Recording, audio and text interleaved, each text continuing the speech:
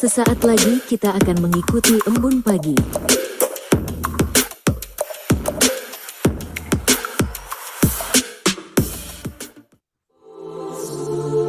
Embun pagi, kasihnya setiap hari, seperti embun pagi, sejukkan hati. Ucapkan syukur, Tuhan Yesus baik, biar kita tahu perkataan yang baik. Tuhan sediakan kebutuhanku, Dia akan cukupkan semua yang ku perlu. Dia sembuhkan semua sakitku, berikan damai sejahtera yang lampaui akalku. Tuhan buka jalan, pimpin semua langkahku. Mazmur pasal 7 ayat 1 sampai 18. Nyanyian ratapan Daud yang dinyanyikan untuk Tuhan karena Kus, orang Benyamin itu. Ya Tuhan Allahku, padamu aku berlindung. Selamatkanlah aku dari semua orang yang mengejar aku, dan lepaskanlah aku, supaya jangan mereka seperti singa menerkam aku dan menyeret aku, dengan tidak ada yang melepaskan. Ya Tuhan Allahku, jika aku berbuat ini, jika ada kecurangan di tanganku, jika aku melakukan yang jahat terhadap orang yang hidup damai dengan aku, atau merugikan orang yang melawan aku dengan tidak ada alasannya, maka musuh kiranya mengejar aku sampai menangkap aku, dan menginjak-injak hidupku ke tanah, dan menaruh kemuliaanku ke dalam debu. Bangkitlah Tuhan dalam murka-Mu, berdirilah menghadapi geram orang-orang yang melawan aku. Bangunlah untukku, ya, Engkau yang telah memerintahkan penghakiman. Biarlah bangsa-bangsa berkumpul mengelilingi Engkau, dan bertahtalah di atas mereka di tempat yang tinggi. Tuhan mengadili bangsa-bangsa. Hakimilah aku, Tuhan, apakah aku benar, dan apakah aku tulus ikhlas. Biarlah berakhir kejahatan orang fasik, tetapi teguhkanlah orang yang benar. Engkau yang menguji hati dan batin orang, ya Allah yang adil. Perisai bagiku adalah Allah yang menyelamatkan orang-orang yang tulus hati. Allah adalah hakim yang adil, dan Allah yang murka setiap saat. Sungguh, kembali ia mengasah pedangnya, melentur busurnya dan membidik. Terhadap dirinya ia mempersiapkan senjata-senjata yang mematikan, dan membuat anak panahnya menjadi menyala. Sesungguhnya, orang itu hamil dengan kejahatan. Ia mengandung kelaliman dan melahirkan dusta. Ia membuat lubang dan menggalinya, tetapi ia sendiri jatuh ke dalam pelubang yang dibuatnya. Kelaliman yang dilakukannya kembali menimpa kepalanya, dan kekerasannya turun menimpa batu kepalanya. Aku hendak bersyukur kepada Tuhan karena keadilannya, dan bermazmur bagi nama Tuhan yang maha tinggi. Demikian. Sebagai teman-teman sekerja, kami menasihatkan kamu supaya kamu jangan membuat menjadi sia-sia kasih karunia Allah yang telah kamu terima. Sebab Allah berfirman, pada waktu aku berkenan, aku akan mendengarkan engkau, dan pada hari aku menyelamatkan, aku akan menolong engkau. Sesungguhnya, waktu ini adalah waktu perkenan itu. Sesungguhnya, hari ini adalah hari penyelamatan itu. Dalam hal apapun, kami tidak memberi sebab orang tersandung, supaya pelayan kami jangan sampai dicela.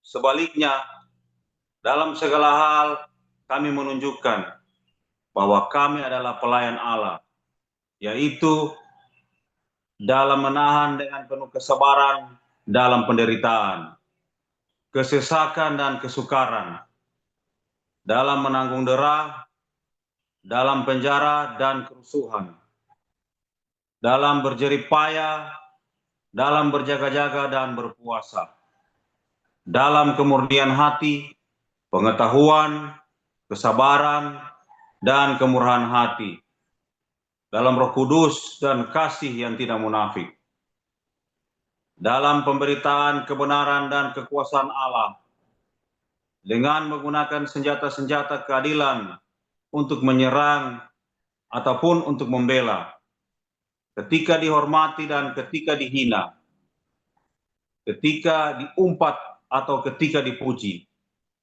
ketika dianggap sebagai penipu namun dipercayai, sebagai orang yang tidak dikenal namun terkenal, sebagai orang yang nyaris mati dan sungguh kami hidup, sebagai orang yang dihajar namun tidak mati, sebagai orang berduka cita namun senantiasa bersuka cita, sebagai orang miskin namun memperkaya banyak orang, sebagai orang tak bermilik sekalipun kami memiliki segala sesuatu. Hai orang Korintus, kami telah berbicara terus terang kepada kamu. Hati kami terbuka lebar-lebar bagi kamu. Dan bagi kamu ada tempat yang luas dalam hati kami.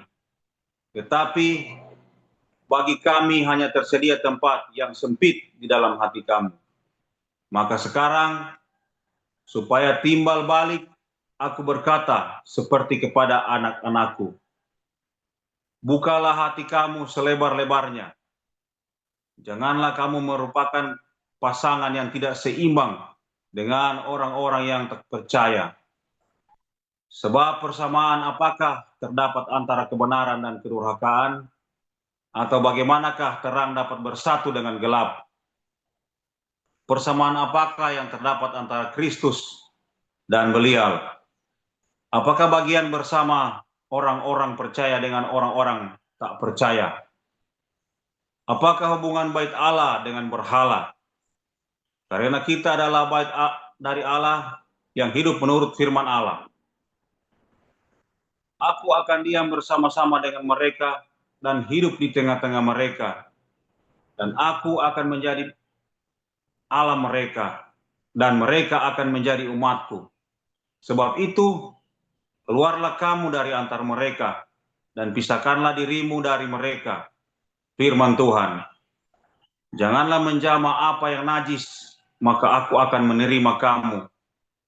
Dan aku akan menjadi bapamu, dan kamu akan menjadi anakku laki-laki dan anakku perempuan. Demikianlah firman Tuhan yang Maha Kuasa. Baik, terima kasih. Oke, firman Tuhan selalu baru setiap hari. Jika kita selalu menanti-nantikan Tuhan dengan penuh cinta, penuh pengharapan yang teguh. Jangan goyang, jangan lupa berbuat baik. Ingat satu berbuat baik setiap hari. Satu perbuatan baik setiap hari. Dan saudara harus tahan banting. Ya, harus tahan banting. Di padang gurun, latihan-latihan itu dibanting-banting. Ya, memang di padang itu dibanting-banting. Di padang gurun kamu akan dibanting-banting ya, baik kesalahanmu sendiri maupun ya namanya padang gurun, apapun bisa terjadi ya, semua hal bisa terjadi, dari rambut rontok sampai patah tulang leher, segala macam pokoknya bisa terjadi, dan itu semua baik untuk latihan kita supaya kita kuat. Sebetulnya tanah perjanjian itu ya, bukan di tanah perjanjian itu bukan kamu tuh nikmat, bukan. Cuman karena kamu sudah terlatih jadi rasanya nikmat ya. Di tanah perjanjian itu banyak orang iri sama kamu, banyak orang jengkel sama kamu, kamu sirik, kamu difitnah tiap hari. Di padang gurun siapa yang mau fitnah kamu lagi sial? Udah lagi siapa ya lagi yang mau difitnah? Ya kan? Kamu lebih kere dari saya. Ngapain aku ngurusin kamu? Kamu lebih kere dari saya kan? Orang berpikirnya begitu. Kamu lebih susah, kamu lebih sial, kamu lebih ruwet daripada hidup saya.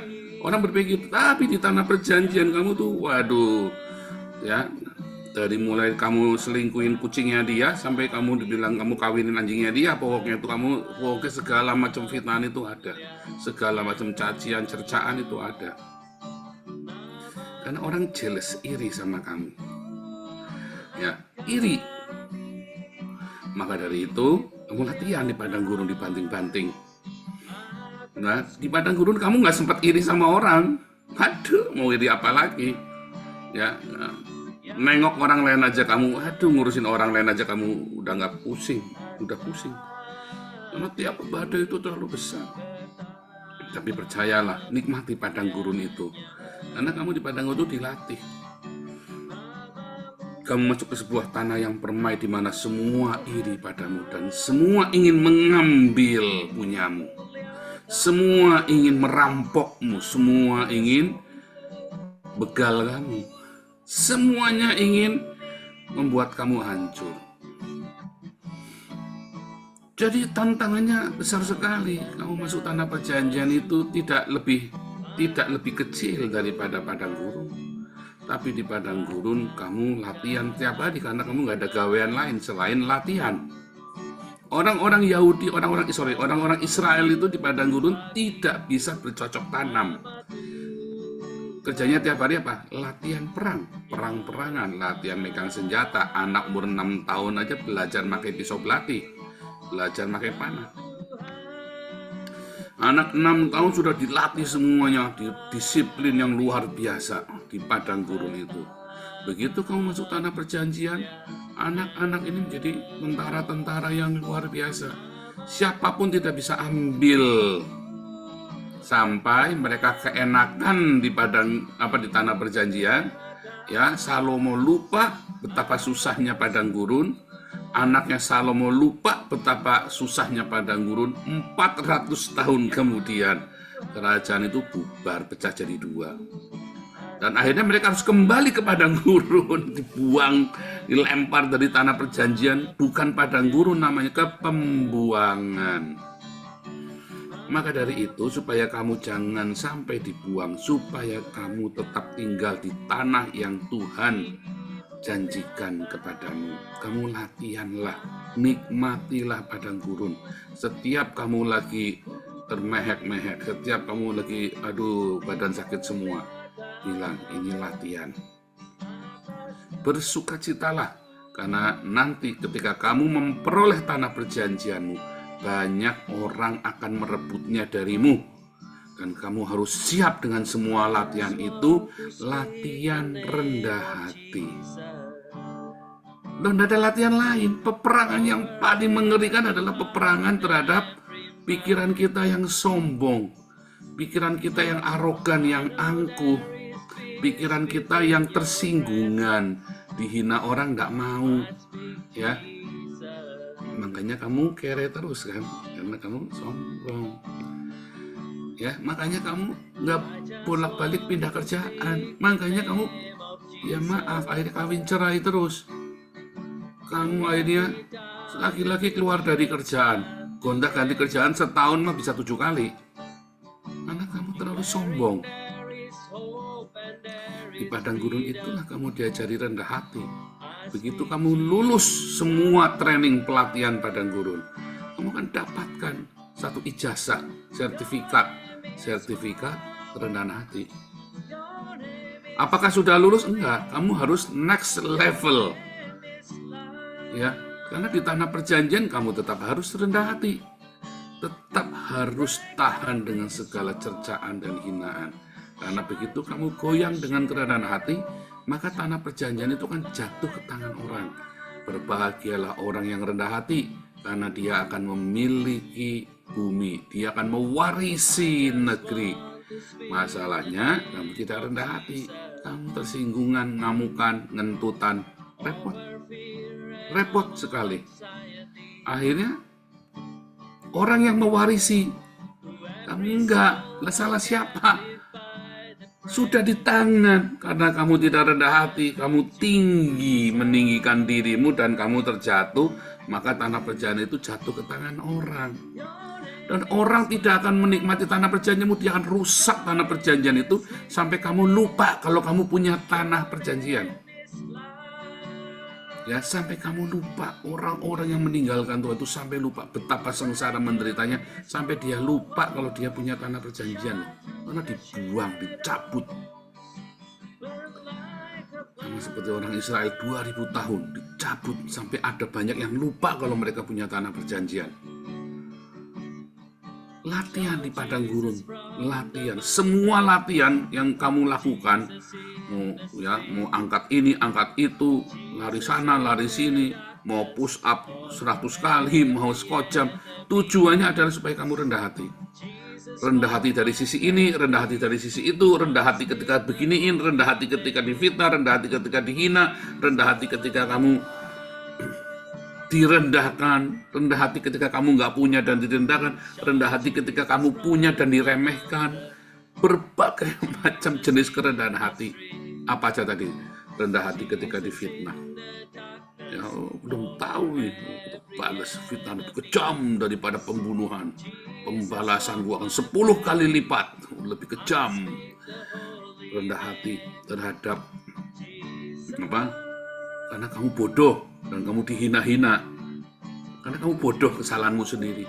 Rendah hati ketika kamu diremehkan sekalipun kamu bisa. Rendah hati ketika kamu tidak sama, didiskriminasikan. Rendah hati ketika kamu pintar, kamu cerdas, tetapi kamu sengaja dijatuhkan. Ya, rendah hati ketika apalagi banyak sekali yang membuat kamu jatuh dalam kerendahan hati. Ya kan? Kerendahan hati ketika kamu merasa kamu paling hebat, tapi kamu tahu semua itu hanya karena Tuhan, bukan karena kamu. Semua aspek di padang gurun, semua latihan-latihan itu supaya kamu rendah hati. Masalahnya nggak kelar-kelar kan? Karena saya bilang di padang gurun itu cuman kamu butuh, ya Tuhan, aku berserah padamu, apapun terjadi, terjadilah. Tiba-tiba kamu nyampe. Karena itulah sebab ucapan kerendahan hatian, pengakuan bahwa kamu memang sudah selesai. Nggak sanggup, hanya Tuhan yang sanggupkanmu. Kalau gitu kenapa kamu tersinggungan? Kalau gitu kenapa kamu masih jengkel orang menghina kamu, meremehkan kamu? Kalau gitu mengapa kamu masih marah ketika orang melakukan meremehkan kamu, menghina karena kamu memang bodoh? Kalau gitu kenapa kamu masih marah ketika orang nggak nganggap kamu ada? Nggak usah marah. Ya, rendah hati. Kamu nggak ada, katanya orang-orang. Nggak ada, Paulus itu nggak ada. Paulus itu siapa sih? Kamu belum tahu siapa saya. Rendah hati. Ya, ketika bahkan kamu memang ternama, kamu terkenal populer, kamu tetap rendah hati. Kamu tetap akui Tuhan dalam segala langkahmu. Simple. Karena itulah latihan di padang gurun diperlukan. Supaya di tanah perjanjian kamu bertahan di sana, dan karena di tanah perjanjian itu orang rebutan mau ambil dari kamu, supaya kamu jatuh, supaya kamu rusak, supaya kamu ruwet.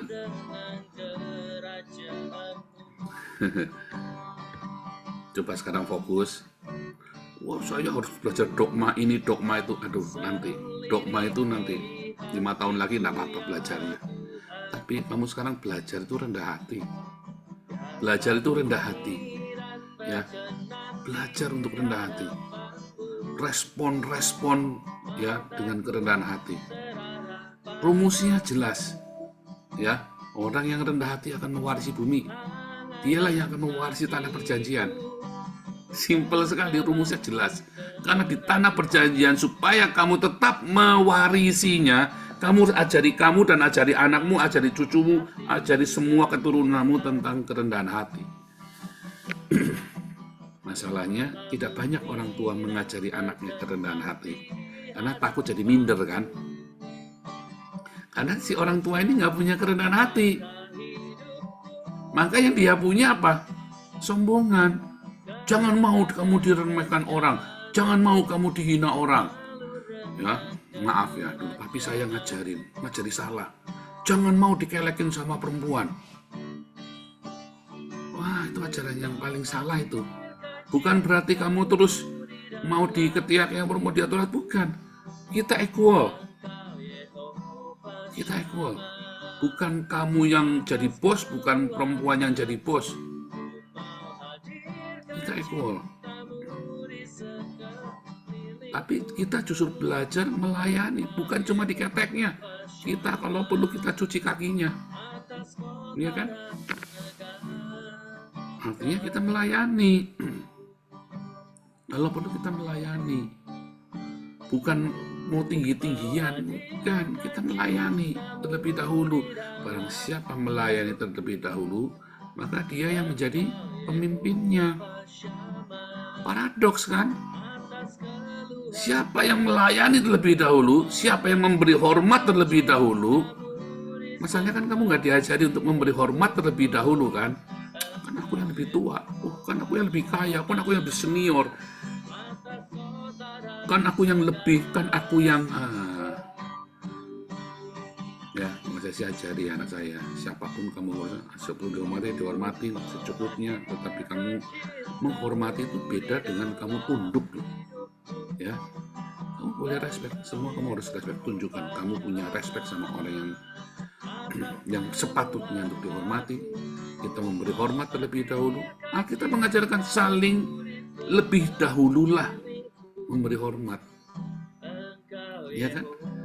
Tapi kan kita enggak. Orang tua kita ngajari, jangan mau. Dia itu juniornya kamu. Orang tuamu tidak mengajari untuk melayani dulu. Ambil dulu, punyamu dulu, rebut dulu. Orang tua kita ngajari demikian. Orang tua saya juga sama. Ya kan? Tapi kita sekarang sudah ngerti, saya ajarin. Rendah hati, dimanapun kamu rendah hati. Nggak apa-apa, jangan takut. Yang penting kamu mampu, kamu bisa, kamu mau. Serahkan sama Tuhan. Kamu nggak usah ikut hanyut di dalam rebutan. Perebutan kekuasaan, perebutan pengaruh. Nggak usah, pengaruh itu datang sendiri tanpa kamu harus nyari-nyari. Pengaruh itu datang ketika kamu melayani. Pengaruh datang ketika kamu memberkati. Itu datang sendiri, pengaruh itu. Tapi kalau kamu mencari pengaruh, nggak langgeng, intrik itu namanya. Itu bukan kerendahan hati. Mencari sebuah pengaruh itu bukan kerendahan, itu menunjukkan bahwa kamu sombong. Itu para politikus-politikus yang bagi-bagi duit mencari pengaruh. Itu berarti sombong.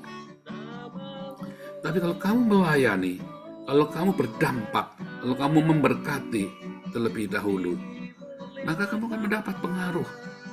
Maka kekuasaan itu, kepemimpinan itu justru datang. Kalau Anda belajar John Maxwell, bagus ya, 21 hukum kepemimpinan itu ya. Salah satunya, siapa sebenarnya tempat itu yang punya pengaruh? Walaupun saya pendetanya, walaupun saya leadernya, secara de facto, secara de jure, ya saya leadernya. Tetapi pada benar-benar the real de factonya, ternyata bukan kamu loh pemimpinnya. Oh, harus dia dong diselesaikan secara hukum. Saya ini direkturnya, saya ini pemimpinnya, saya ini gembala, saya ini pendeta, saya ini orang yang harus dituakan. Tetapi pada kenyataannya mungkin Pak Utomo lah yang lebih melayani, dan semua orang merasa diberkati dengan Pak Utomo, sehingga benar-benar realitanya ya, Pak Utomo lah leadernya, walaupun tidak ada dalam struktur. Tapi kenyataannya itu ya, dan itu wah, itu sangat real banget. Apalagi tentang kerendahan hati yang harus diajarkan, banyak sekali adanya di padang gurun. Satu-satu banyak. Di padang gurun itulah semua otot-otot kerendahan hatian itu dilatih sampai kamu lulus, sampai kamu disakiti orang tidak berasa, saking sudah baal hatimu disakiti, ya kan, urat-urat saraf rasa sakit hati. Ya, kalau di Amerika itu apa namanya, ada satu ini ya, memutus saraf sakit dan saraf takut, ya kan? Nah, ini kayaknya harus perlu cari ya, bagaimana cara memutus syaraf kesombongan, bagaimana cara memutus syaraf keangkuhan, ya kan? Supaya saraf rasa sakit hati, nah, kalau bisa kan saraf rasa sakit hatinya kan diputusin kan, dimatikan. Ada nggak tuh teknologi untuk mematikan saraf sakit hati? Waduh, kalau ada luar biasa ya. Mungkin saya pengen coba itu daftar itu supaya saya nggak pernah merasa sakit hati, tidak pernah merasa dihina, tidak pernah merasa diremehkan, tidak pernah merasa diinjek-injek. Biasa aja lagi. Masalahnya untuk memutuskan saraf rasa sakit hati, saraf rasa dihina, saraf rasa diremehkan, mutusnya harus dengan panas teriknya padang gurun dan dinginnya malam di padang gurun, baru saraf itu pada putus tuh. Karena kamu sibuk dengan badai, karena kamu sibuk dengan ributnya angin badai topan, badai ya di padang gurun itu. Makanya ketika masuk tanah perjanjian, kita sudah siap dengan segala berkat yang Tuhan sediakan di tanah perjanjian. Ya, saraf-sarafnya, saraf sakit hati. Biasanya orang OKB itu, ya, kamu belum tahu siapa saya ya. Jengkel itu ya, orang-orang boleh jadi pejabat. Tadinya dia kere, ya, sepiring aja Indomie dibagi 5. Ya, telur 1 dibagi 5. Indominya 1 dibagi 5. Makan nasinya nasi aking. Setiap kali ada orang datang rendah hati, muntuk-muntuk, selalu melayani. Baru diangkat jadi kepala RW, saudara ya. Baru jadi ketua RW. Waduh, udah rasanya lebih tinggi pangkatnya daripada Pak Gubernur. Bahkan ya, mau ditelepon aja susahnya minta ampun. Lebih gampang nelpon Prabowo daripada Pak RW, ketua RW. Dulu saya ngalami ya. Ini ada ketua RT 1, lagunya minta ampun. Saya cuma minta tanda tangan pindah KTP loh, KTP Salatiga saya itu loh, susahnya minta ampun. Akhirnya matinya kena cancer ya, dia ya. Saya cuma minta tanda tangan, minta surat pindah itu loh. Dia marah, nggak suka. Gedek-gedek gitu ya. Ini orang sudah mau mati loh, sudah cengap-cengap kena cancer itu loh. Saya cuma minta tanda tangan. Itu saya sudah minta bertahun-tahun nggak dikasih-kasih. Makanya alamat saya kan cuma dapetnya Salatiga terus itu kan. Ya itu kehendak Tuhan coba. Itu maunya Tuhan tuh ternyata tuh. Ya kan, jadi nyampernya ke Salatiga. Ya kan, karena KTP saya KTP Salatiga dulu kan. Itu maunya Tuhan. Itu rencana Tuhan aneh-aneh ya. Tapi saya ini heran gitu, baru jadi ketua RT saja sombongnya rasanya. Rasanya saya dulu nemuin, maaf ya, ada suaminya presiden itu ya. Lebih gampang dulu saya nemuin dia itu daripada nemuin ketua RT ini. Serius ya. Dulu saya ketemu sama menteri itu lebih gampang daripada sama ketemu ketua RT ini. Selalu katanya ndak ada. Heran ya. Baru jadi ketua RT rasanya sudah kayak yang punya negara. Ya biasa. Saya juga sombong. Baru nggak ditemuin aja sakit hati. Kupluk saya juga kupluk. Ya kupluk saya lebih kupluk lagi kan. Kenapa jadi mesti sakit hati kan? Ternyatanya akhirnya gara-gara KTP saya Salatiga, semua wartawan, semua orang ormas Islam larinya ke Salatiga semua kan. Nggak ke rumah saya yang asli kan. Baik kan, kenapa saya mesti marah-marah coba? Kurang ngajar, santet nih, kutuk kamu jadi kodok di dalam silitku, saya bilang begitu. Sampai jengkel banget ya saudara ya, saya misu-misu itu ya. Ternyata kan ini kebaikan kan, dia nggak sombong, saya lebih suka sombong lagi kan, sama-sama edannya kan. Ya kan? Ternyata kerendahan hati itu sangat luar biasa. Akhirnya ya sudahlah. Udah saya KTP-nya tetap Salatiga sampai hari ini, saya masih punya KTP Salatiga. Kan berlaku seumur hidup kan. Nggak bisa pindah udah. Udah nggak bisa pindah. Sekarang mau minta ganti ketua RT udah mati. Saya mau balik udah nggak bisa. Harusnya bisa ganti kan, karena ketua RT udah mati, udah ganti orang lain. Pasti dikasih. Cuman kalau saya pulang ke Indonesia bukan cuma KTP-nya yang ganti, nanti nama saya juga ganti ya, bukan Dr. Joseph Paulus, nanti almarhum Joseph Paulus yang ALM kan, bukan DR tapi ALM. Repot saudara. Ya itulah rendah hati saja, nggak bisa diganti ya sudah, nggak apa-apa. Kan sudah dapat ganti yang lebih bagus, merah, paspor merah kan. Ini sudah, itulah ya, rendah hati penting. Kamu tuh jangan curiga kalau ada orang sombong, gitu aja sombong, oh gitu aja. Ya saya juga sombong, cuman ya sekarang saya rada waras dikit lah, kadang-kadang masih angot ya. Karena gini loh, ini saraf-saraf kesombongan itu udah putus di padang gurun, masuk tanah perjanjian itu. Tapi kan karena enak hidupnya di tanah perjanjian, saraf-saraf kesombongan kan mulai tumbuh kembali kan. Nah jangan sampai tumbuh lagi tuh. Kamu mutusinya itu harus dengan panas teriknya matahari dan dinginnya malam di padang gurun. Itu seperti pisau belati itu. Jangan sampai, nggak usah ya. Anda yang sudah di padang gurun hati-hati. Anda yang sudah sampai tanah perjanjian hati-hati. Jangan sampai tumbuh lagi saraf-saraf itu.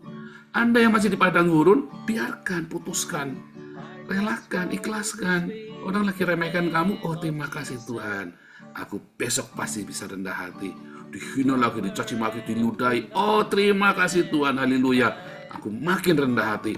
Kamu dicaci maki, difitnah. Oh terima kasih Tuhan, aku tambah rendah hati. Karena semakin kamu merendah, di mana hatimu semakin rendah hati, disitulah berkat-berkat mengalir. Satu terakhir 3 menit. Saya ingat sekali, dulu saya pernah cerita ya. Saya dapat soal waktu saya SD itu ya, saya jengkel ya. Saya selalu IPA selalu dapat 10. Pasti dapat 10, kecuali kalau keluar soal ini nih. Di tempat datar air mengalir, titik. Saya jawab bilang salah. Nggak mungkin di tempat datar air mengalir. Gurunya gobloknya minta ampun ngasih soal begitu. Di tempat datar air mengalir, titik. Ya salah kan? Nggak mungkin di tempat datar air mengalir. Tidak mungkin, selamanya tidak mungkin di tempat datar air mengalir. Tidak mungkin. Saya entah kenapa berkali-kali 5 kali ulangan keluar 5 kali. 1 tahun keluar 5 soal ini selalu salah. Terakhir saya penasaran, tak bener-bener tak tungguin itu ya. Karena semua yang jawab juga salah, kecuali yang les. Yang les itu nggak mau ngasih tahu, kurang asem. Jadi suatu ketika nggak sengaja saya dapat bocoran. Di tempat datar air mengalir, titik. Ada anak sok tahu yang ngacu. Kebetulan dia les sama gurunya, kan nggak boleh les sama gurunya kan. Tapi dia kebetulan mungkin sok tahu, sok pinter. Mencari tempat yang rendah. Loh, jawabannya kok gampang banget. Di tempat datar air mengalir, mencari tempat yang rendah. Kenapa saya nggak tahu ya? Saya juga tahu air mengalir mencari tempat yang rendah, tapi di tempat datar air nggak mungkin mengalir. Nah, di tempat yang rendah itulah semua berkat-berkat dicurahkan, semua aliran-aliran sungai kehidupan pergi ke sana. Setuju? Tahan banting ya. Setiap kali kamu dihina, difitnah, diapain, terima kasih Tuhan, tambah rendah hati. Terima kasih Tuhan, tambah rendah hati. Ingat soal IPA. Di tempat datar air mengalir, titik. Jawab ya. Jangan salah lagi, saya 5 kali salah lo ngisi lo. Kamu masa selalu tak kasih bocoran? Kelewatan.